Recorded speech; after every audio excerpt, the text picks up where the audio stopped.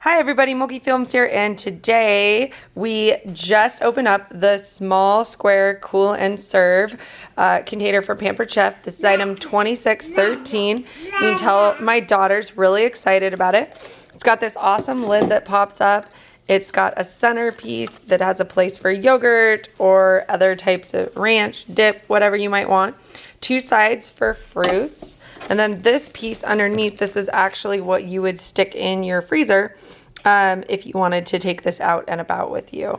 I'm excited for this. It's a little bit bigger than the size of my hand, so small enough for us to just keep some fruit in on a regular basis in our refrigerator. So I'll let you know how it goes, but right now I'm really excited to try this out in our house. If there are some other Pampered Chef things that you think would be cool to look at, go ahead and click subscribe and add a note in the comments. Maybe we have it. Yeah. Maybe we can get it. So thanks for watching Mulkey Films, and be sure to subscribe.